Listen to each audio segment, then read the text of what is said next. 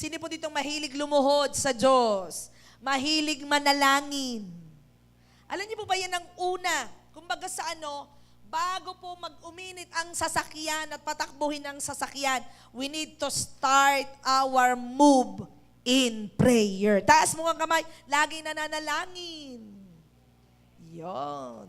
So right move start on your knees, meaning that godly decision begins with prayer, humility, and dependence on God. Kapag tayo po'y nananalangin, yung po ibig sabihin nun is tayo ay merong mapagpakumbabang puso at kung bakit po natin ginagawa ito dahil tayo dumidepende sa Diyos. And biblically po, kneeling symbolizing surrender, worship, and seeking God's guidance before taking action. Kaya napaka-importante po na bago ka kumilos ay nakapanalangin ka para alam mo na tama ang ginagawa mo. Amen.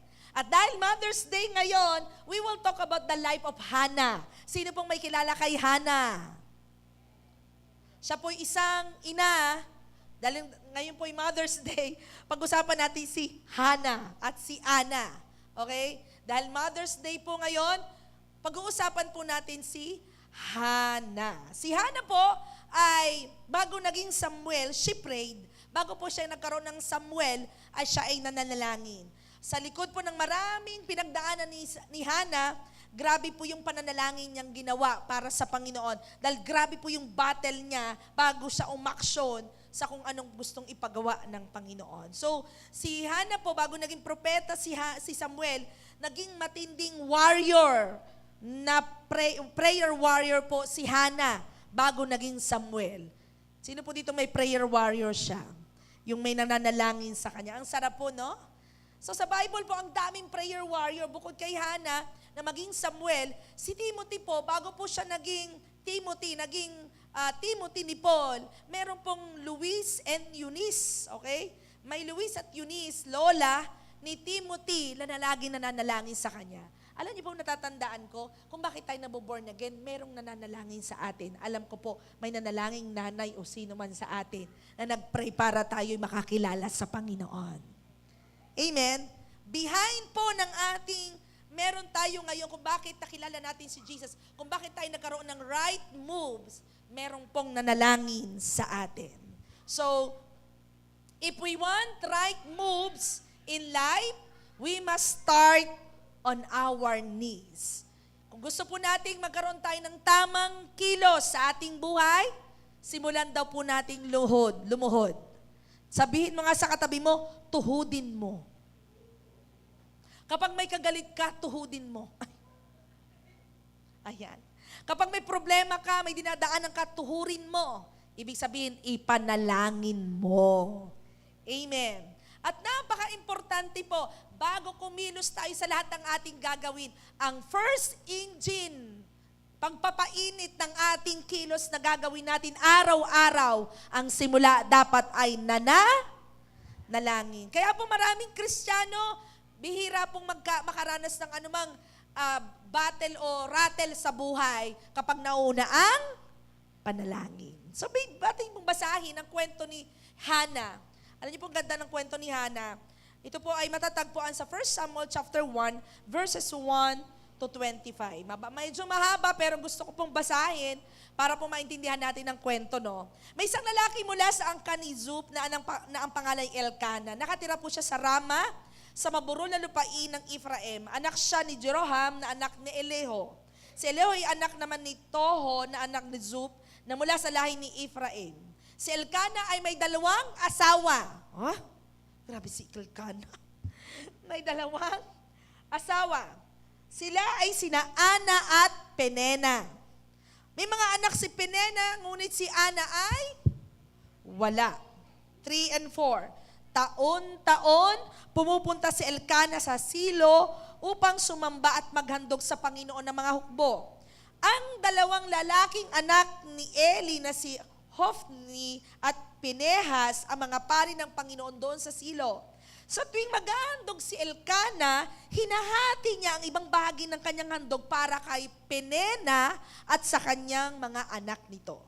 Verse 5 to 6. Ngunit doble ang bahagi na ibinigay niya kay Ana dahil mahal niya ito kahit hindi sila magkaanak. Sino ditong mahal na mahal siya? Bawa naman. Sino ditong may nagmamahal sa kanya? O good news, doble daw po yung ibibigay sa iyo pag mahal ka. Tama baga, pastor? Kasi si Pinena, tama lang. Pag daw mahal, doble. Amen? Kaya po, merong advantage ang mahal. Doble ang ibinibigay. Taas ang kamay dito, nagmamahal. Dobleng chicken dapat ang ibibigay.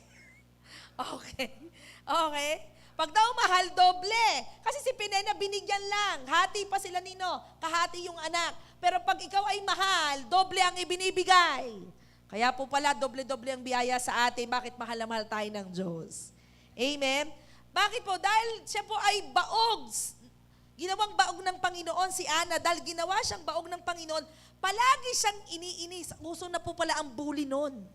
Palagi siyang binubuli at hinihiya ng kanyang karibal na si Pinena. Okay, bully po si Pinena. Laging binubuli si Ana. Ay, wala kang anak. Ganon. Okay? Binubuli lagi si Hana. 7 to 10. Ganito ang lagi nangyayari taon-taon. Sa tuwing pupunta si Ana sa bahay ng Panginoon, iniinis niya si Pinena hanggang sa umiyak na lang siya at hindi kumain. Nako, sino dito pag binubuli hindi na nakain? Di ba? Sinasabi ni Elkanah sa kanya, bakit ka umiiyak? Bakit ka ayaw mong kumain? Bakit ka malungkot? Nakakadaming tanong ni Elkanah kay Ana. Ito po, nakaka-romantic itong kay Elkanah. Anong sabi niya? Mas mahalaga pa ba sa iyo ang 10 anak kaysa sa akin? Oh. Di ba? Sabi ni Elkanah, sabi niya kay Anam na asawa niya, mahal niya, ay mahalaga pa ba ang 10 anak kaysa sa akin? Ba't ayaw mong kumain? Ba't nalulungkot ka? Ba't ka umiiyak? Mahalaga pa ba yung 10 anak kaysa sa akin? Grabe yung pag-ibig ni Elkanah. Verse 11, nangako si Ana sa Panginoon, sinabi niya, Panginoon ng mga hukbo, tingnan po niyo ang aking paghihirap. Alalahanin niyo po ang lingkod ninyo at huwag niyo akong kalimutan. Kung bibigyan niyo po ako ng isang anak na lalaki, napaka-specific po ni Ana, kung bibigyan niyo po ako ng isang anak na lalaki, ihahandog ko po ito para maglingkod sa inyo sa buong buhay niya. Isipin niyo po, nangako agad si Ana, hindi pa dumarating yung kanyang panalangin, ipinapangako niya na kapag binigyan siya ng isang lalaking anak, hayaan niyang maglingkod habang buhay. Bilang tanda ng lubos niyong pagsunod sa inyo, hindi ko po pagugupitan ang kanyang buhok. 12 to 15. Kaya sinabi niya sa kanya, hanggang kailan ka maglalasing? Ala, napagkamal ang nag-inom si Hana. Okay? Tigilan mo ang pag-inom, sumagot si Ana, hindi pa ako lasing.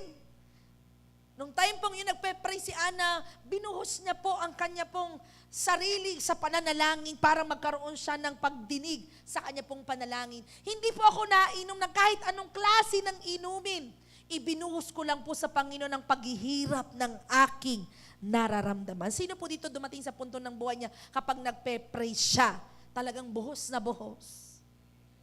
Lord, patawad. Ay, mali pala, kanta pala yun. Di ba?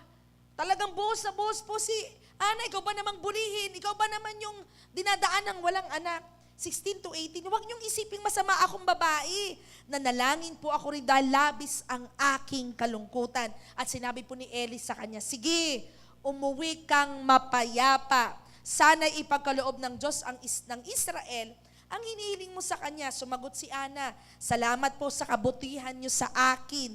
Pagkatapos ay umalis na siya at kumain. Alam niyo pagkatapos siyang mag-pray, nahimasmasan po si Ana. Pag uwi niya, kumain siya, nawala ang lungkot sa kanyang mga mukha. Sabi mo sa katabi mo, mag-pray ka lamang at ikaw ay magiging masaya. Amen. Hello.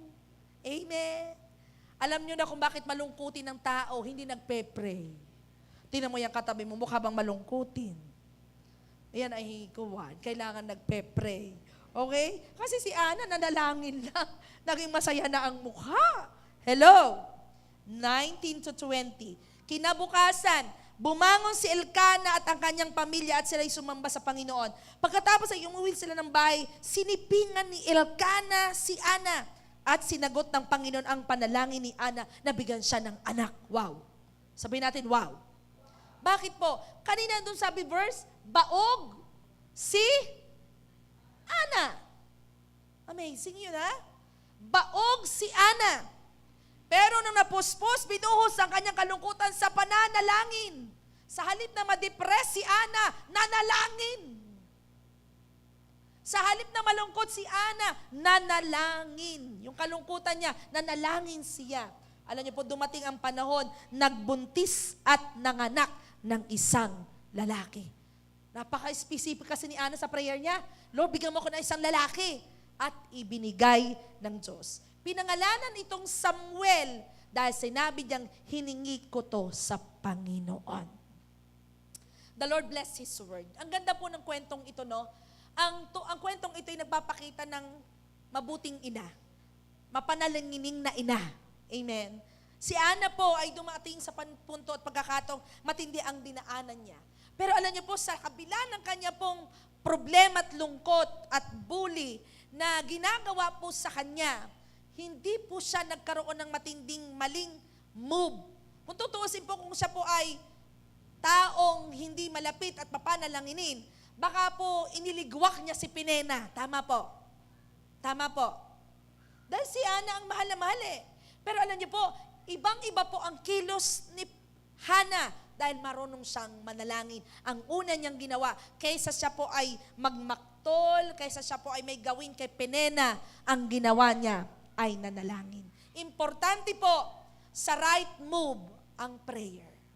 Again, starting point para maging successful lahat ng move mo at maging tama ang kilos mo, una mong gawin ay manalangin. So what is prayer important? Why is prayer important for making the right move? Bakit po ba mahalaga ang panalangin para makagawa tayo ng tamang kilos o tamang desisyon o tamang pagpapasya sa buhay? Napaka-importante po ng panalangin. Una po, katulad po ni Hana, prayer aligns us before we move. Ang panalangin po ay naglilinya, nag-aayos ng linya o direksyon bago po tayo kumilos sa ating lahat na gagawin. Tama po ba? So ang tamang kilos po ay nagsisimula sa paraan ng pagluhod sa Diyos. Kaya kapag nais mong maganda ang aligned o tama ang move na gagawin mo, dapat ang isang tao ay nangangailangan ng panalangin. Si Hana po, dumating po sa matinding kalungkutan dahil hindi po siya magkaanak. Tama po ba? Sa halip na po siya ay magreklamo, sa halip na po siya ay sumuko, inilapit niya ang sakit ng puso niya sa kanyang pananalangin. Amen. Napakataas po ng emosyon ni Hana. Tama po ba? Mataas po ang emosyon ni Hana. Bakit? May nambubuli na si Penina. Diba? May nambubuli sa kanya. Ang taas ng emosyon, sobrang lungkot niya. Ayaw nga niyang kumain eh. Ayaw nga niyang, uyak nga siya ng iyak. Ang lungkot nga niya. Grabe yung taas ng emosyon niya. Pero alam niyo po ba, isang bagay ang una niyang kinilos. Ang ginawa niya ay nanalangin. Amen? Bago siya gumawa ng anumang hakbang, inayos muna ni Ana ang kanyang puso sa harapan ng Diyos. One thing po for us na makagawa tayo ng maganda at maayos na kilos o right moves sa ating mga buhay, unahin nating manalangin. Amen? Sabi mo nga sa katabi mo, manalangin ka palagi. Ilan po ang prayer natin minsan? Nakakasampu ba tayo? Kasama na yung inom ng tubig, di ba? Ang sarap mag-pray, no? Lord, wag po kayo katulad ng inchik, ha? Yung katulad po ng inchik, kumain ng lugaw nung umaga, Lord, salamat sa pagkain, pagpalain. Nung Tuesday, nung tanghali, lugaw pa rin yung yung kain. Lord, salamat sa pagkain, linisin. Amen. Nung hapon, ulugaw pa rin, sabi ng inchik, Lord, salamat po sa pagkain, pagpalain. Aba, kinabukasan ng umaga, ay lugaw pa rin ang kanyang pakain sa kanya. Alam niyo po, sabi po ng inchik, Lord, palihuli naman kahapon. Kasi po, lugaw at lugaw pa rin ang kanya pagkain. Alam niyo po, every day when we pray, inaalign tayo ng Panginoon sa tamang kilos. Every time na tayo nananalangin, kapag tayo nasa mataas na emosyon, mataas na pangangailangan, mataas na pagsubok, kapag ikaw ay inuunahan mo ng panalangin, na-align ang tamang kilos. Tama po ba? Tanya po si Hannah, 1 Samuel 1:10, buong bait na lumuluha si Ana at taimtim na nananalangin kay Yahweh. Wala ka pong narinig dito kay Ana at nabasa kay Ana na siya po ay may pait na lumuluha at nagrereklamo sa Diyos. Sabi ko nga po kaninang umaga, pareho lang po ang gamit ng bibig kapag nagrereklamo at nananalangin. Tama, bibig lang din ang gamit. Tanong, anong pinakamabisa? Magreklamo o manalangin? Sabi mo sa katabi mo, kaysa kayo magreklamo, manalangin ka. Tama po ba? Iisa lang po ang gamit bibig lang din. When we pray and when we murmur, bibig lang din ang gamit. Mas effective pa pong ma-align ng right moves kapag ikaw ay nanalangin. Si Ana, hindi po siya nagreklamo, bakit Lord, ako ang mahal ni Elkana, bakit si Penena ang may anak? Hindi po niya ginawa yon.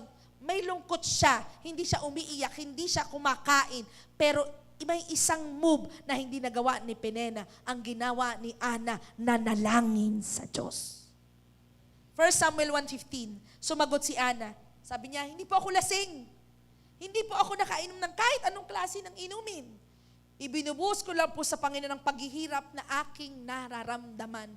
Sa halip na po siya po ay nagkaroon ng matinding depression, ng matinding lungkot sa puso, ang pinuntahan niya ay paanan ng Diyos.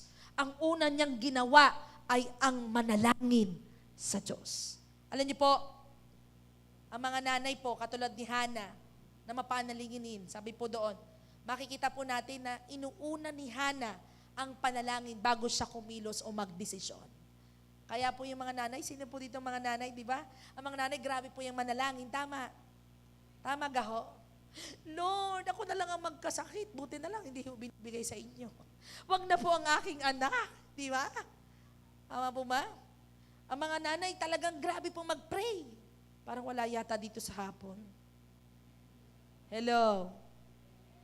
Ibang-iba po sa mga tatay, mga tahimik lang Pero mga nanay, naku, ipag-pray niyo po ang anak ko, mag-board exam. Ipag-pray niyo po ang anak ko. Ipag-pray niyo po ako. Ipag-pray niyo po ang anak ko, di ba? Hello? Wala nang ginagawa ang mga nanay kundi mag-pray. Parang marami yata ikuan. Marami yatang dakdak. Sabi ko kaninang umaga, ang mananangananay po yung madakdak pero mapanalanginin. Talagang wala dito sa hapon. Amen. Amen. Amen. Kasi po mga nanay, iba po yung manalangin Tama po ba? Kapag may sakit ang anak o may problema ang anak, ang sabi, Lord, kung ako na lang, dapat wag na aking anak. Napakatindi po ng puso ng mga nanay. Tama po yung nabasa ko, when a mother kneels before God, generation are changed. Sabi doon, when a mother kneels before God, kapag daw ang ina ay lumuluhod bago pa kumilos ang Panginoon, nababago po ang henerasyon, ang kanyang pong mga anak, ang mga tao paligid sa kanya. Bakit? Mapanalangin ng mga nanay. Amen.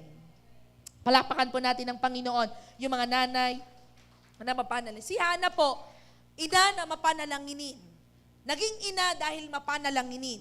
Kawikaan chapter 3 verse 5-6. Sabi po doon, magtiwala ka ng buong puso sa Panginoon at huwag kang manalig sa iyong sariling karunungan. Alalahanin mo ang Panginoon sa lahat ng iyong ginagawa at ituturo niya sa iyo ang tamang landas. Kaya po si Hannah, kaya po siya nagkaroon ng matinding desire na magkaroon ng anak kasi tama yung kilos niya Hindi niya dinala lahat ng dinadaanan niyang bully kay Penena. Hindi niya dinala yung maraming bagay sa puso niya. Ang unang ginawa niya ay nanalangin.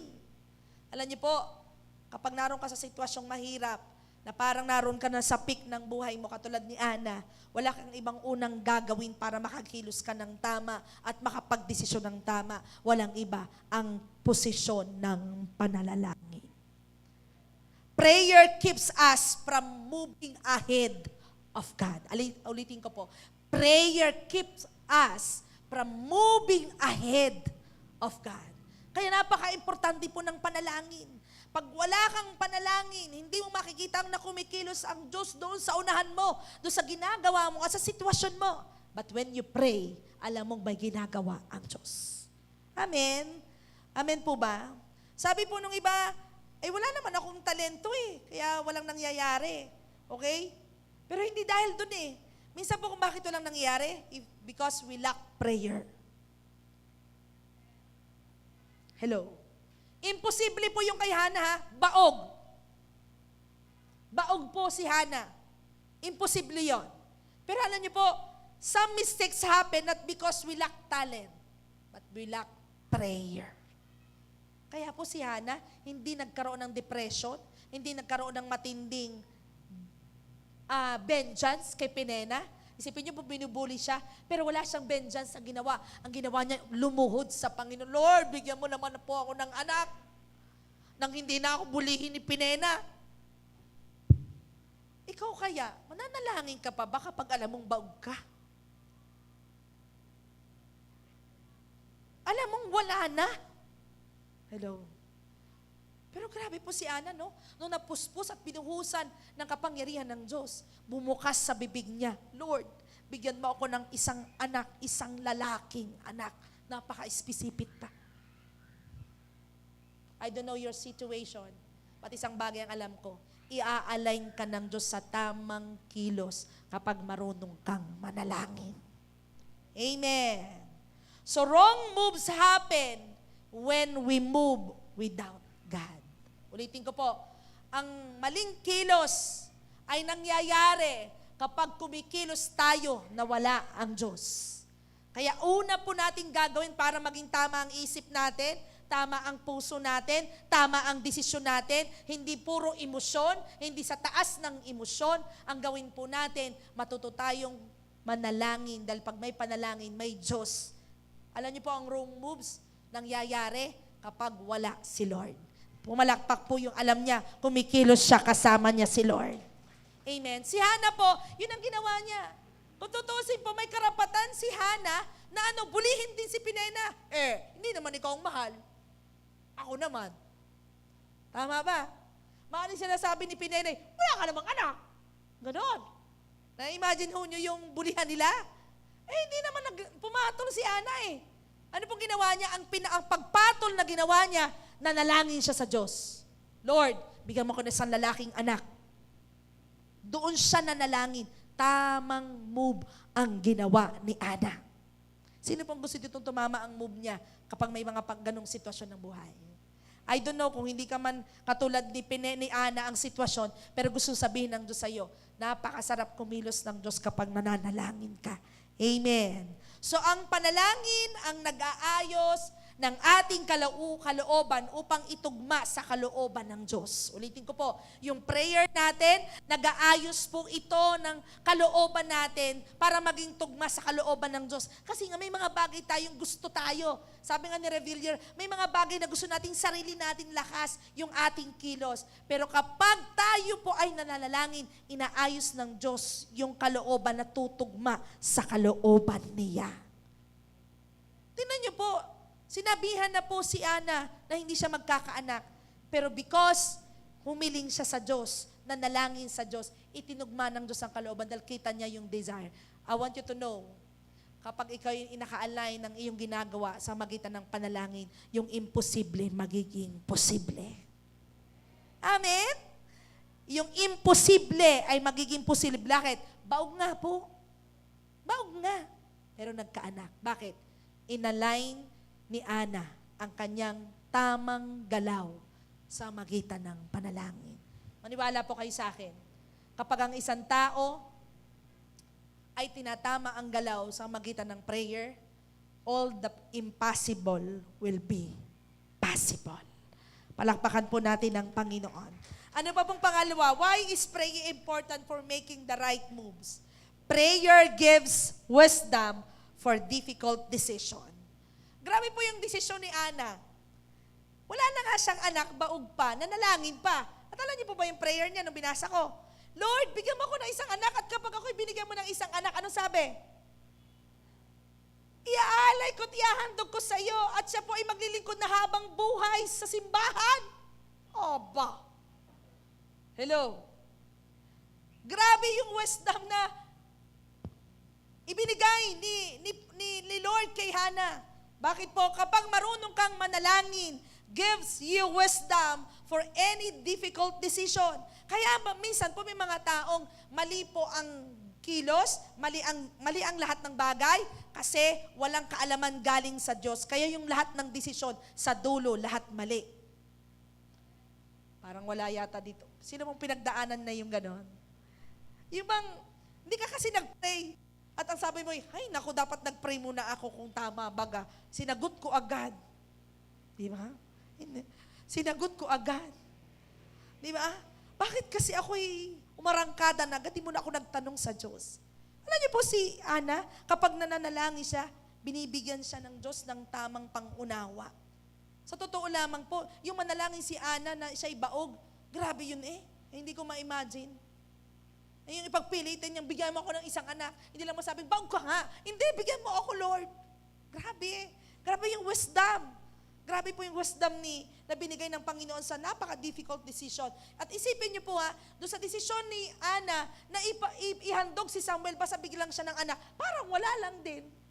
Kasi nung time na sinabi niyang, bigyan mo ako ng ipaghahandog ko to at maglilingkod sa'yo, ay hindi rin niya makakasama. Pero binigyan siya ng kaalaman ng Panginoon. At doon po, natuwa ang Diyos nung sinabi ni Hannah na bigyan mo lang ako ng isang anak, maglilingkod ito sa'yo. Grabe yung wisdom.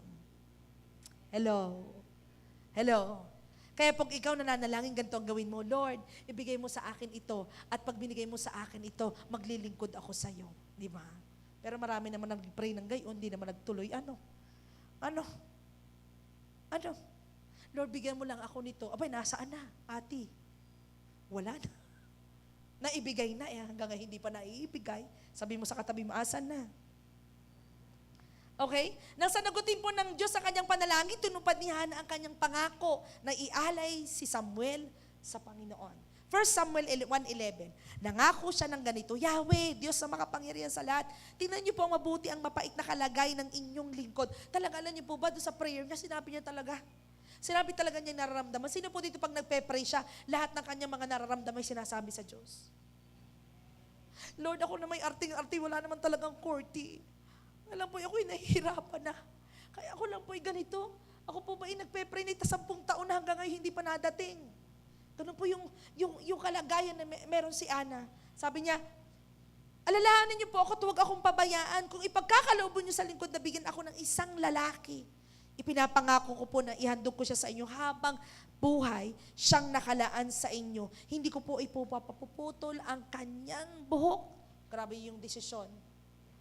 Grabe po yung desisyon ni Anas. 27:28. Hiningi ko po ang batang ito sa Panginoon at ibinigay niya ang kahilingan ko. Ano pong ginawa niya?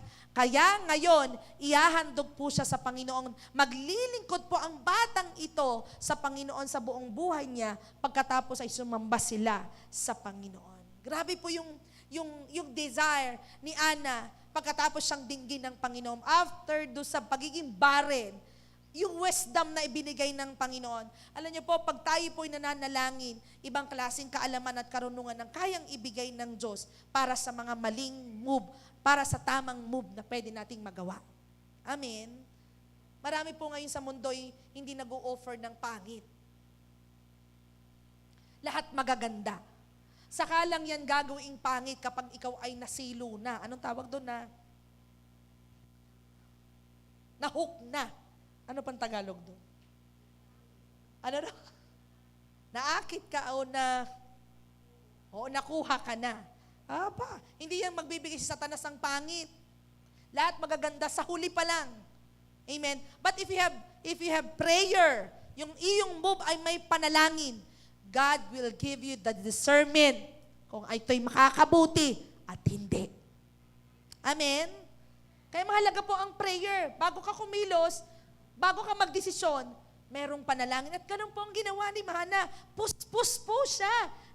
Pagkatapos niya pong magdesisyon noon, dahil alam niyong that is the will of God. Na hindi man lang siya nasaktan. Bakit? Alam niya kasi kilos ng Diyos yun. Alam niya kasi ipinanalangin niya yun sa Panginoon. Kaya lahat po ng kanyang ginawa nung siya'y humingi ng anak at ibinigay niya sa Panginoon, alam niya ito'y bigay ng Diyos. Binigay siya ng wisdom sa matinding pagdidesisyon. Amen? Alam mo, nakita ko rin dito, hindi siya humingi para daigin at sabihin niya kay Penenang, Be, nagkaanak ako. Kuha niyo? Ang ganda ng intention ni Hannah. Hello? Nakuha niyo? Akala mo, baog ako, no? Di ba? Pwede magbalaki si Ana eh. Oh, kita mo? Nagkaanak ako. Aba, grabe. Pag ikaw'y nasa prayer, iba yung wisdom ng Lord na ibibigay sa'yo. Ano bang ginawa ni Hannah? Sa halip niyang sabihin kay Penenang, tina mo, ako'y may anak, mahal na ako, may anak pa ako. Pwede niyang sabihin yung kay Penena eh. Pero grabe po yung wisdom na nilagay ng Lord kay Ana kasi ang right move na ginawa niya, unang move na ginawa niya, nanalangin. Ano pong ginawa niya? Sa halip na patulan si Penena, anong sabi niya? Itong anak ko, maglilingkod ito sa Diyos. Palakpakan po natin ng Panginoon. Tama po ang word ni Lord. Santiago chapter 1 verse 5. Those who people lack of wisdom, mag-ask kay Lord, kanyang pong bibigyan ng karunungan. Ask the Lord. Kung nahi ka daw ng kaalaman at karunungan, ask the Lord at ipagkakaloob ito ng Panginoon. So, prayer is a one move, unang starting move na kailangan mong gawin sa mga difficulty decision na meron tayo. Kaya minsan maraming taong nagkakamali, decision pa lang, doon pa lang mali na. Kaya kapag ikay nananalangin, bibigyan ka ng kaalaman ng Diyos sa matitindi at mahihirap na desisyon. Amen? Prayer is not only for emergencies, but it is for direction.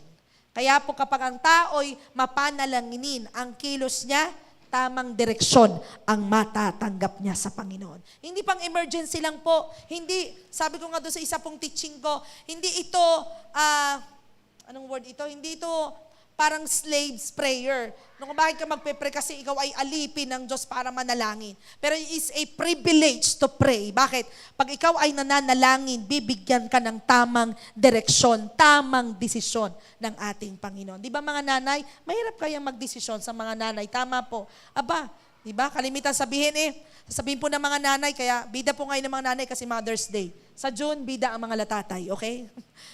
Ano po mga nanay? Nanay, pag-pray mo nga. Di ba? Sabi mo, nanay, ano kayang kurso ko? Ano sasabihin po ninyo? Mag-pray ka kay Lord. Tama po? Mag-pray ka. Lagi nang banggit ng mga nanay. Tama po? Kapag meron akong pagdidesisyonan, mag-pray ka. Bakit yung po mahalaga eh? Kasi nagbibigay ito ng tamang instruction sa atin. So si Solomon po, Solomon, hiningi po yung wisdom. Bakit? Kasi siya po ang gagamitin ng Panginoon para malaman ng mga tao kung sino ang Diyos niya. And thank God for the wisdom na binigay niya. Hindi lang wisdom, pero binigyan pa ng wealth. Amen? So another bagay po na pwede nating maranasan kapag ikay mapanalanginin sa iyong move, unang move na gawin mo, wala pong mangyayaring confusion. Magkakaroon ka ng clarity sa iyong pong gagawin sa iyong desisyon. Hindi ka magsasabing, naku, mali yata itong desisyon ko. Naku, bakit ko ba ginawa ito? Hindi ka, ano kaya gagawin ko? Sige nga, aling kaya dito. Di ba? Wala nang ganun. Bakit? Alam mo, klaro na inilagay ng Diyos ang direksyon sa pagpapasyang gagawin mo. Amen? Ulitin ko po, prayer turns confusion. Prayer turns confusion into clarity. Yung confusion mo, magiging klaro ito. Bakit? Bibigyan ka ng wisdom ni Lord. Kaya wala na pong mga taong magmamali sa desisyon, magmamali sa galaw at kilos. Bakit? Klaro sa Kanya ang direksyon ng Diyos sa Kanya. Kaya before signing, bago po tayo mag-sign, bago po tayo mag-leave, bago po tayo mag-react, bago po tayo pumili, pray first. Amen. Gising pa kayo. Ako'y alive na alive din talaga. Hello? Andyan pa kayo? O talagang ako'y kiking na kiking din Andyan pa kayo? Talagang yung aking level ko hindi na level sa inyong mga hitsura Andyan pa kayo? Ayan. Before signing, before speaking and living, bago po magkaroon ng react o pagpili, manalangin muna para hindi nagkakamali. Ayun, nalakas ng amen, buhay na. Hello? Hindi yung, ba't ko ito ginawa? Ay, ba't ko? Iyak na iyak. Ay, kasi nga, ikaw ay kilos ng kilos, agad hindi mo na nagpe-pray. Sabi mo nga sa katabi, mag-pray muna. Ay, paano naman, ang dami na lahat na sila may boyfriend, may girlfriend, ako wala. Aba, mag-pray ka, darating yun. Amen. Amen. Yan ang saya po namin kami nung, wag na, baka maikwento ko. Baka maikwento nung gabi, Yes, ako po, sa sobrang saya ko po nung gabing iyon, nakahang yung puso ko. Para po bang na-stuck pataas sa sobrang saya ko. Kaya lang hindi po na pwedeng ikwento. Okay. Before signing, living, and reacting, and choosing, pray muna tayo. Huwag kang magmadali.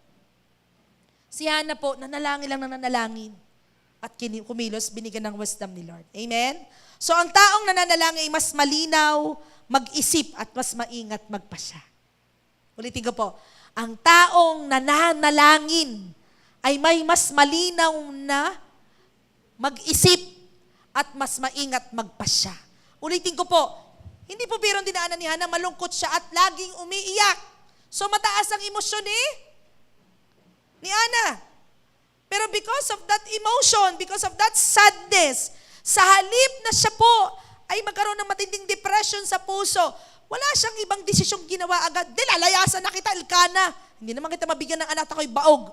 Pero hindi Ang unang starting move niya, nanalangin siya. At doon kumilos ang Diyos. At pagkilos ng Diyos, binigyan ng karunungan para magdesisyon ng tama. Kaya po napakaingat ng pasya ni Ana, nakapagbigay pa rin ng glory kay Lord. I tell you, when you pray, mabibigyan natin ng glory sa Lord. Bakit? Tamang desisyon ang ibibigay sa atin. Amen? Sige po, bigyan natin ng malakas sa palakpak ang Panginoon. And every one of us here, ay napaka-basic po nito to pray, no? Pero again, hindi mabubush o mapupush ang lahat ng iyong tamang gagawin kung hindi ka marunong manalangin. Kung hindi ka laging nananalangin. Amen? Any decision, any move na kailangan natin, ang unang move na dapat meron ka ay nananalangin ka. Hindi pwedeng, bahala na kung ako'y sasamahan ng Diyos o hindi. Tama po ba? Bahala na. Kung magbibigay ako ng pera o hindi, bahala na. Kung scammer ba ito o hindi. Hindi eh. When you pray, bibigyan ka ng best direction ni Lord. At pag best ang direction, hindi ka mamamali sa iyong desisyon. Sabi mo nga ulit sa katabi mo, mag-pray ka palagi. Amen. Last po, ang bilis ko. Gusto niyo pa? Ano pong una? Prayer aligns you, saan? Sa right move. Amen? Nag-a-align ito para makagawa ka ng tama. Pangalawa, prayer ay ano daw? Gives wisdom sa mga difficult decision. Amen? Kaya nga po, malimit tayo pumupunta sa ating pastor, sa ating group leader, because they prayed. Sila ay nananalangin. At pag ikay naghingi ng tulong, mananalangin sila para magkaroon ka ng tamang desisyon. Last po, prayer strengthen us for hard seasons. Alam niyo po, napakahirap ng dinaanan ni Ana. Napakahirap po ng dinaanan ni Ana. Pero pinalakas siya ng Diyos sa pananalangin ginawa niya. Hindi tayo inaalis ng Diyos sa pagsubok agad. Minsan po, hindi tayo inaalis ng Diyos sa pagsubok agad. Tama. Pero pinalalakas niya tayo sa panalangin. Bakit yan ibinigay pa rin sa'yo? Bakit hanggang ngayon, andyan ka pa rin sa pangit na sitwasyon na yan? Bakit hanggang ngayon, andyan ka pa rin sa dinadaanan mo? Hindi dahil ang Diyos ay hindi tumutugon sa panalangin mo, pero gusto ng Diyos palakasin kung paano ka pa manalangin. Tama. Dahil kapag wala kang pagsubok, kalmang-kalma ka, ang prayer mo, thank you Lord sa napakaganda ko ngayon, di ba? Thank you Lord sa pagkain, napakasaya ko po. Pero pag ikaw may pagsubok, anong iyong ginagawa? Ah! Sino yung gayon? Yung tinatapik ka pala ng katabi mo, naiiyak ka na. Wala pala dito. Hello? Kapag may pagsubok ka, anong ginagawa mo? Hoy, pag-pray mo naman ako. Hoy, pag-pray mo naman ako. Puro ko hingi ng prayer. Bakit? That is the right move. Starting point ng buhay na gagawin natin, the prayer is the starting point. Amen? And you know, si Hannah, binalakas ng Diyos sa napakahirap na season ng buhay niya. Ikaw ba naman, meron kang karibal, wala ka pang anak. Grabe po yung season ni Hannah. Pero alam niyo po, pinalakas ng Diyos sa hard season. I wanna tell you, palalakasin ka ng Diyos sa panahong mahirap ang panahon sa buhay mo, ang sitwasyon sa buhay mo, para kahit mahirap ang sitwasyon, makagagalaw at makakakilos ka ng tama. Amen? Amen? Alam niyo po, sa kabila ng bully na naranasan po ni Hannah, at mahabang paghihintay ni Hannah, nanatili po siyang matatag sa magitan ng kanyang prayer. Kaya kung ikaw po may mga hard season ng buhay mo, at hindi mo alam kung anong tamang gagawin mo, prayer is very important for you to strengthen. Amen. At si Hannah po ganon. Sabi ko nga po, araw-araw, pag po ako pumupunta po sa site, hindi po madali na yung iyong pinapanalangin araw-araw ay ganun pa rin ang resulta. But God give us a strength to pursue to pray para po sa church building natin. An announcement po, June 20 po ang anniversary natin ha, Sabado yon. Kailan po yon? Sabado yon, 1:00 ng hapon. Okay? June 20 na po tayo, 1:00 ng hapon. At sabi ko, Lord, malapit na po yung aming anniversary. Hanggang ngayon wala pa rin bubong. So mag-raincoat tayo. Diba? But the prayer strengthen us. Naniniwala tayo pagdating ng anniversary, meron doon bubong. May kausap po ako.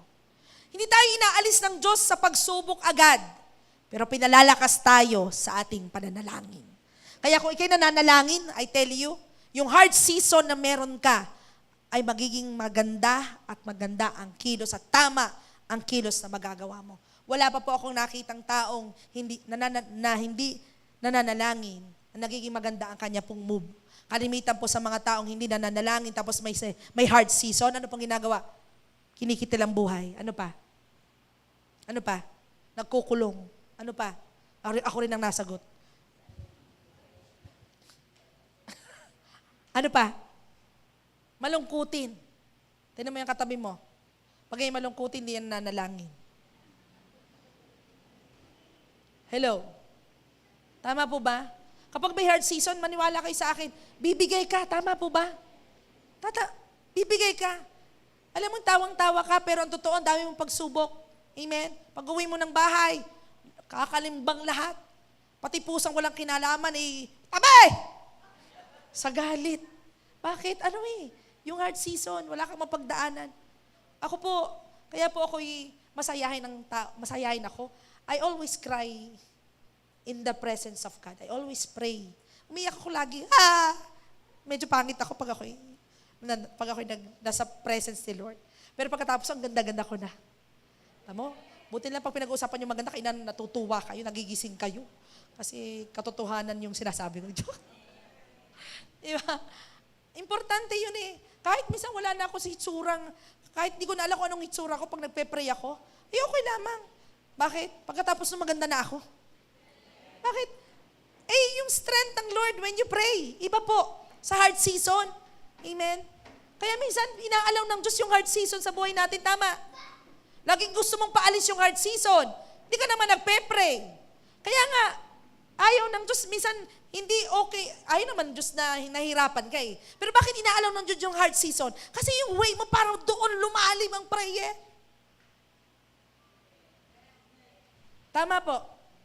Mas malalim yung prayer mo. Okay? So sa kabila ng pangungutya at mahabang paghihintay ni Ana, yung season niya yun, wala siyang ginawa kundi lumapit at manalangin sa Diyos. 1 Samuel 1:5. Sabi doon, ngunit doble ang bahagi na ibinigay niya kay Ana dahil mahal niya ito. Kahit hindi siya nagkakaanak, dahil nga ginawa siyang baog ng Panginoon. So grabe na yun, yung impact ng season ni Ana. Ano ga ito, meron akong karibal na may anak, tapos ako'y mahal nga, pero hindi ko naman mabigyan ng anak.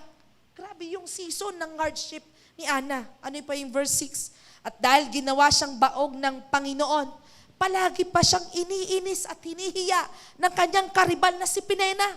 Grabe yung hard season ni Ana. Pero alam niyo po, walang ibang ginawa si Ana, kundi ibinuhos ang kanyang nararamdaman sa panalangin. 1 Samuel 1:18, sumagot si Ana, salamat po sa kabutihan niyo sa akin. Pagkatapos ay umalis na siya at kumain na wala na ang lungkot sa kanyang mukha. Bakit? Sinabi ni Eli, naway tugunin ng Diyos ang iyong panalangin. At pag-uwi niya po, yung hard season na meron siya, yung lungkot na meron siya, nawala, kumain. Amen? Gusto mong makakain ka at mawala ang lungkot mo? Sabi mo sa katabi mo, mag-pray ka. Amen. So prayer may not remove every battle, but it gives strength to endure. Ulitin ko po, maaaring po yung panalangin minsan na hindi po mag-alis sa atin ng laban natin sa buhay. Pero I tell you, ang prayer ay magbibigay sa atin ng lakas para ma-endure natin ang lahat ng hard season na meron sa ating buhay. Amen? Amen? Bagamat hindi po agad dumarating ang sagot ng Diyos, binigyan siya ng panalangin, ng kapayapaan at lakas upang magpatuloy si Ana. Kaya nga po, binuhos niya yung kanya pong nararamdaman sa prayer at doon nakita niya ang strength ng ating Panginoon. Ulitin ko po, iba yung strength ni Ana, hindi wrong move. Bakit po? Sa halip na magkaanak siya, sabi niya kay Penina, hindi lang ako mahal. May anak pa ako. Hindi yun ang move ni Ana. Hindi siya nang bully. Ang move na ginawa niya do sa hard season na meron siya, ibinigay niya at inihandog pa rin para maglingkod ang kanyang naging anak. Grabe po yung move ni Ana. So strong people are not always those who never struggle, but those who keep praying through struggle. Ulitin ko po. Strong people are not always those who never struggle. Pero daw po yung mga taong those who keep praying through struggle. Mga taong lagi nananalangin kahit nasa panahon siya ay nasa struggle, yun daw po ang mga strong people. Sabi mo sa katabi mo, ikaw ay strong person. Amen? So kneeling before God help you to stand before anything else. Yung pagluhod natin, yung pananalangin natin, nagbibigay ito at nagiging tulong ito para po magkaroon ng matinding kilos sa ano po mang bagay na pwede nating ikilos. Kaya napakalaga po ng prayer na ginagawa po natin. Amen? Kaya po, I advise everyone to come here every TTHS. Okay? To pray. Join us in prayer because prayer is the backbone of our church. So, may laban po tayong nakikita, pero tandaan niyo po, kapag nananalangin tayo, doon po dumarating ang kilos ng Diyos sa panahon ng ating pangit na sitwasyon. Amen? Kapag nasa pangit na sitwasyon, talagang minsan, nakakapag-desisyon tayo ng mali, nakakakilos tayo ng mali. But if we have prayer, God strengthen us sa napakaraming hard season na dadaanan natin sa buhay. Amen? Sige po, malakas pong palakpak para sa Panginoon. So that's 3 things na nakita ko po kay Ana. Para po magkaroon tayo ng tamang kilos at tamang galaw, tamang isip, tamang desisyon, tamang puso, we need to pray. At ang prayer po, it aligns our right move. Amen? Prayer makes us wisdom. Binibigyan tayo ng give us wisdom sa difficulty decision. Pangatlo po, ang prayer po ay nagbibigay ng strength sa atin para sa lahat ng hard season na meron tayo. Kaya alam ko po, kahit dumaan tayo sa hard season, sa pagsubok, sa mga pangit na dinadaan natin, sa mga kaharap natin, sa mga taong ayaw sa atin, hindi tayo makakagawa ng pangit. Hindi tayo makakagawa ng mali. Hindi tayo makakapatol dun sa mali. Bakit? Marunong tayong manalangin. Alam natin kung tayo ay kikilos ng una sa lahat ay panalangin. Amen? So, bago pa po kay Ana, after Ana, a lot of Bible characters, they are always prayed. Amen?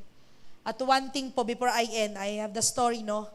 One man, isang tao, one man who prayed for us to experience easy life and salvation, no other than Jesus Christ. Amen. Before Jesus faced the cross, He prayed. Tama po ba? Before Jesus Christ faced the cross, He prayed. Jesus prayed in Gethsemane before enduring the cross. Alam niyo po, nung nasa Israel ako, nung ako'y pumunta doon sa Gethsemane, napaluhod ako. I cried to the Lord kasi naalala ko, nag-flash lahat yung nangyari kay Jesus. Nung nagpe-pray siya doon, na yung ibang mga disciple ay tulog. Tingnan mo yung katabi mo, tulog yata. Grabe yung enduring ni Jesus Christ bago siya namatay sa cross. Grabe yung kanyang panalangin. Lucas 22:41-44.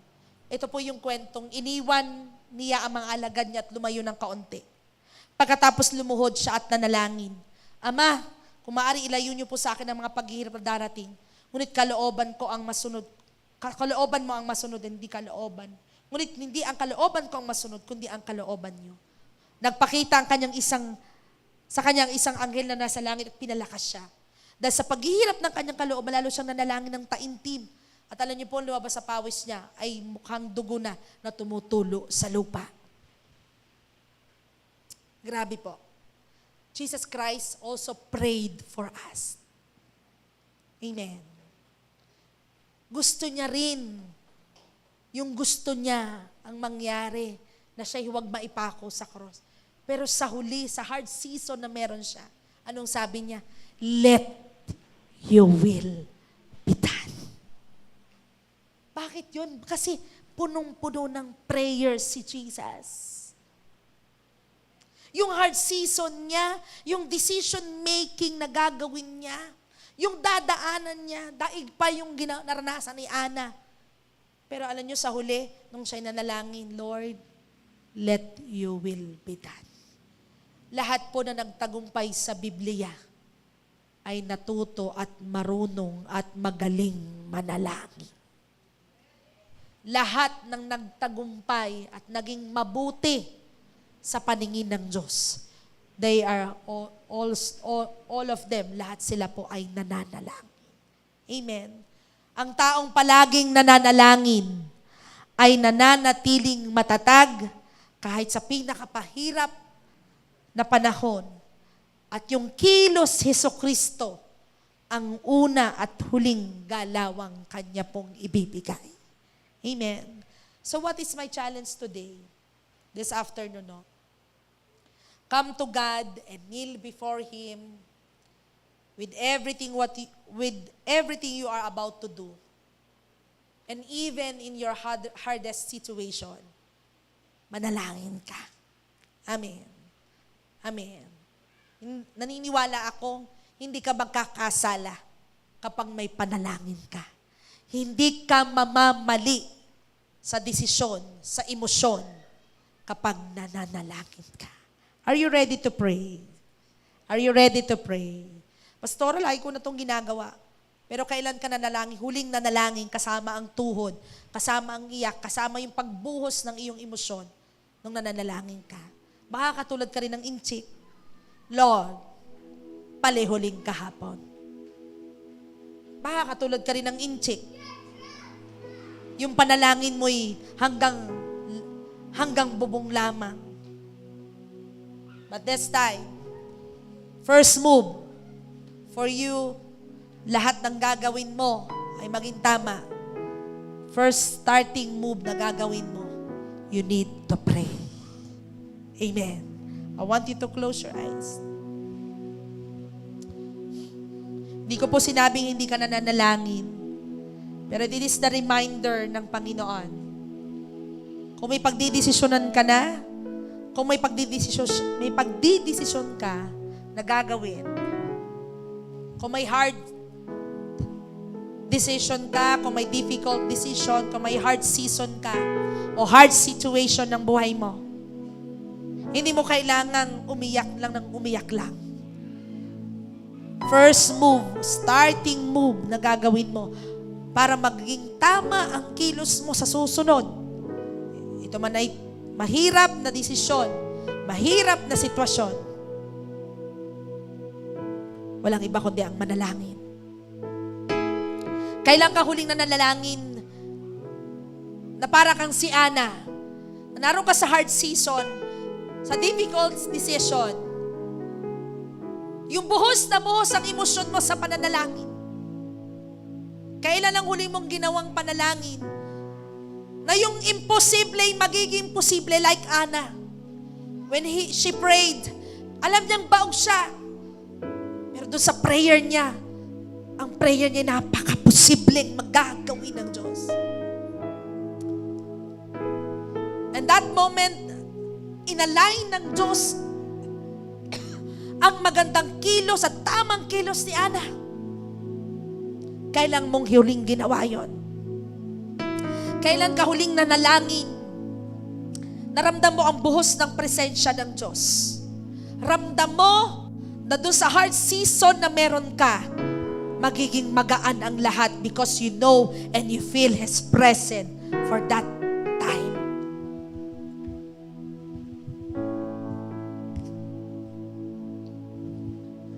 Kailan ka huling umiyak sa panalangin? Dahil ang sinasabi mo sa Diyos, Lord, let your will be done. Dahil kung ako lang ito, papatulan ko to. Dahil kung ako lang ito, ayaw ko na.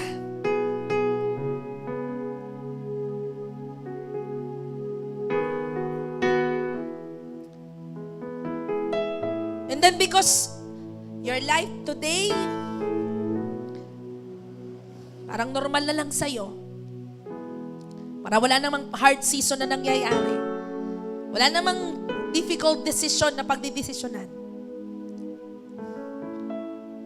But you know, huwag na nating hintayin na andun ka pa sa mahirap na sitwasyon at mahirap na desisyon for you to kneel down, for you to pray.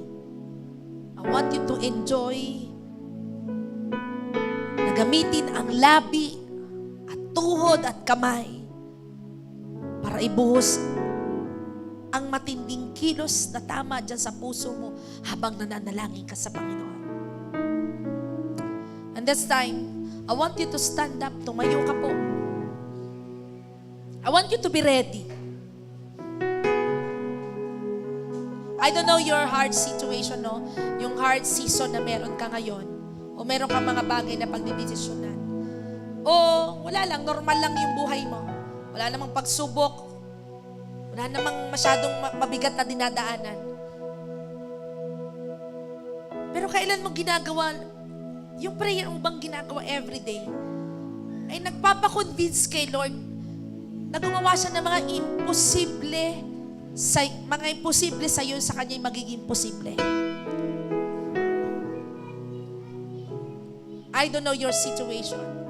Maaaring meron ka rin bagay na gagawin o kikilusan. Minsan nakikita mo, pinapatulan mo na yung mga bagay na meron ng mundo. Merong pangit na sitwasyon. Kasi hindi mo alam ang gagawin. Ngayon, you've been heard.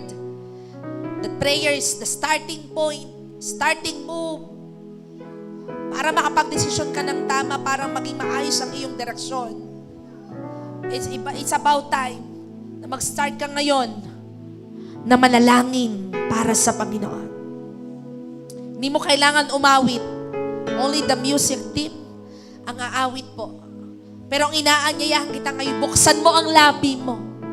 Meron ka bang imposibleng sitwasyon katulad ni Ana na kailangan mong manalangin, ilapit sa Diyos, kailangan mong lumuhod, itaas ang kamay, sabihin lahat at ibuhos ang nararamdaman sa Diyos. Yan ang unang move na gagawin mo. Hindi mo kailangan patulan yung mga taong yon. Hindi mo kailangan, hindi napakialaman yung mga bagay na hindi sakop mo, pero sakop ng Diyos. Ang kailangan mo lang manalangin Ito ang gawin mo ngayong oras na to. Kung ikaw ay may sitwasyon sa pamilya, may sitwasyon ka sa kapirahan, may sitwasyon ka sa iyong pangangatawan, mayroon kang sakit at karamdaman, hindi ko alam yung sitwasyon mo. Pero maniwala ka sa akin. Si Ana baog pero binigyan ng anak ng Diyos. Inalay ng Diyos ang tamang direksyon, ang tamang kilos. Kung nariyan ka sa hard season ng buhay mo, huwag kang tatahimik. Manalangin ka sa Diyos. Come on, I want you to pray. Start to pray. Start to pray. I want you to open your mouth. Start to pray right now. I don't know your situation. Lahat na nasa online, kung nanonood ka ngayon, meron kang sitwasyong mahirap, meron kang ngayong sakit at karamdaman, meron kang pangangailangan, meron kang dinadaanan sa family mo. I don't know. But one thing for sure, all the impossible will be possible when you pray. Lahat ng right moves ay magsisimula when you pray. When you pray. And I'm asking you to pray. I don't know your situation, but I want you to pray. Lord, masama po ang loob ko. Lord, galit po ako. Bakit nangyari ito? Panginoon, nahirapan ako. I want you to pray. Ibuhos mo yung ano man ang nararamdaman mo. Dahil yun ang unang at magandang gagawin mo para sa susunod na gagawin mo yung magiging tama ito. Great on you, Lord, overall. I want you to pray. Just pray, just pray. Gusto mo bang ipanalangin? Hindi ko alam yung hinihingi mo sa Diyos. Pero maniwala ka, katulad ni Hannah, ang imposible naging posible. Ang mahirap ay naging madali. Ang lungkot ay naging kapayapaan. Pray. Come on, I want you to open your mouth. Okay lang marinig ng katabi mo. Mag-pray ka sa asawa mo. Mag-pray ka sa anak mo. Ipag-pray mo yung sitwasyon mo. Ipag-pray mo yung finances mo. Ipag-pray mo yung trabaho mo. Ipag-pray mo yung sakit at karamdaman mo. Pray. Come on. Pray. That is the starting move na gagawin mo. How great are you, Lord. Come on, don't stop to pray. Push, pray until something happens. Push, pray until something happens. Huwag ka magpupush ng gagawin mo until hindi ka nananalangin. God will give you wisdom. God will give you strength. God will align every right moves in your life. Just pray first.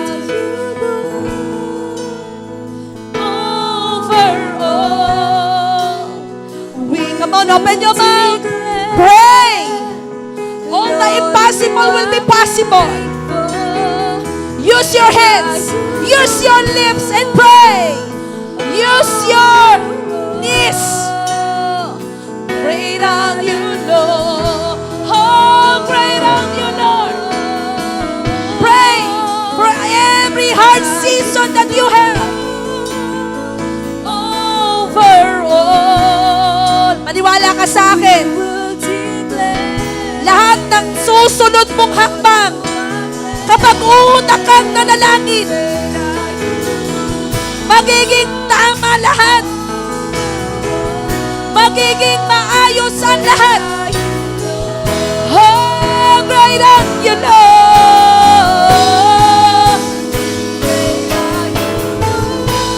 Come on, pray.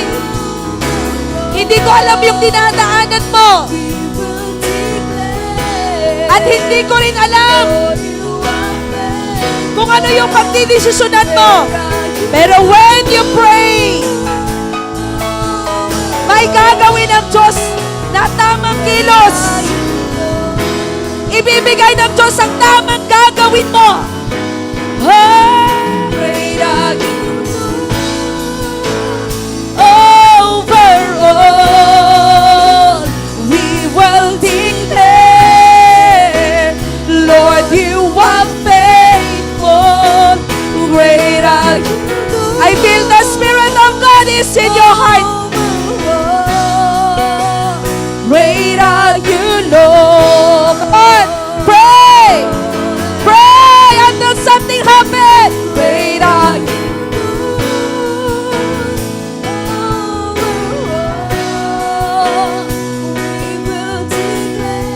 Ililes ng Lord ang pain. Ililes ng Lord ang stress. Ililes ng Diyos ang sadness. Makakapag-desisyon ka ng maayos. Makakagalaw ka ng maayos. How great are you, Lord? Great are you, Lord. Over all, we will declare, Lord, you are faithful. Great are you, Lord. Lord, receive our prayers. Great are you. All the impossible will be possible because you are great God. You are great God. Great are you, Lord. Oh, touch your people, touch your people, Lord. When they pray, grant it, grant it, grant it. Let the joy, let the joy, let the joy in our hearts, in our hearts, in our hearts, oh God. Great are you, Lord. Oh, great are you, Lord. You, Lord. Over all, we will declare. Touch your people when they pray. Touch the possible. The impossible will be possible. Touch the hard season. Touch the difficult decision. Let the right moves flow. Great are you, Lord. Over all, we will declare, Lord, you are faithful. Great are you, Lord. Over all, great are you, Lord. Kaman, itaas mo yung kamay mo na parang tinatanggap mo ang kilos ng Diyos sa buhay mo. You are the strength of my life, Lord. It doesn't matter what may come my way. You are the strength of my life, Lord. I'm holding on to you. You are the strength of my life, God. You are the strength of my life. Sige, hawakan mo yung kanyang pagsagot sa panalangin mo. That is the right position so that you can do a right moves in your life. Yan ang tamang posisyon, mga kapatid. Ang tamang posisyon ay ang panalangin sa tamang gagawin at kilos mo. You will see it. Maniwala ka sa akin. Next day, sa susunod na mga araw, sunod na mga linggo, makikita mo yung imposible naging posible kasi gumawa ka ng tamang at unang hakbang. Walang iba kundi ang manalangin. Lilinisin ng Diyos ang isip mo, ang puso mo, ang emosyon mo, at lahat ng galawang gagawin mo'y magiging tama at mabuti. You are the strength of my life. Thank you, God. Pasalamatan mo ang Panginoon. Kumikilos siya, higit pa sa kilos na gusto mo.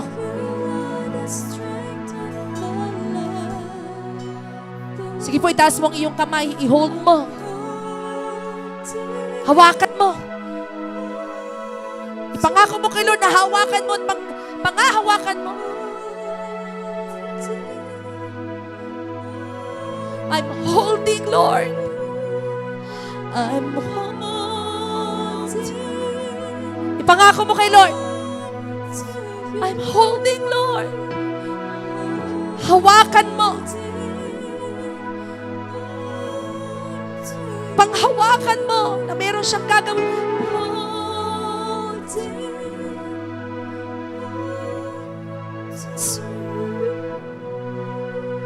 Habang nakataas ang kamay mo, I pray for you right now. God, ito po kaming lahat. May kanya-kanyang sitwasyon. Lahat ng nasa online na nakataas ang kamay, lahat ng narito sa church. Lahat kami may kanya-kanyang sitwasyon. Dumating na sa punto ng buhay namin na namali na yung move namin. Namali na sa kalooban mo. But today, pinaalala mo sa amin ang starting move, ang right position na kailangang makita sa amin para makagawa kami ng tama araw-araw. Yan ay ang panalalangin at laging lumuhod at manalangin sa iyo. We are not exempted, Lord, sa hard decision, sa hard season, situation, sicknesses and diseases, lungkot, pagod, na minsan ay magiging dahilan para makakilos kami ng mali. But today, Lord, reminding us, Panginoon, unang posisyon na gagawin namin sa mahirap at maduming mundo ay ang manalangin para makatayo at maitama palagi ang aming gagawin, O Diyos. Give us the desire always to pray and pray and pray and pray. Pray without ceasing, Panginoon. Upang lahat ng aming iisipin, lahat ng aming malalagay sa puso, lahat ng gagawin ng aming mga kamay, ng aming mga paa, titingnan ng aming mga mata, pakikinggan ng aming mga tenga, at babanggitin ng aming mga labi, ay magiging tama sa paningin mo at hindi lang sa paningin ng tao, Panginoon. Salamat po, Diyos. Give us a more desire to pray. Saan man kami naroon, nasa closet kami, nasa kwarto kami, nasa CR kami, anumang sitwasyon namin. Give us the eagerness to pray and pray, God. Thank you so much, Lord, for that spirit, for that eagerness na gagawin namin araw-araw. Kung bakit may magandang mangyayari? Dahil meron kaming magandang posisyon. Walang iba kundi ang panalangin. Marami pong salamat. Bless all those na nasa online.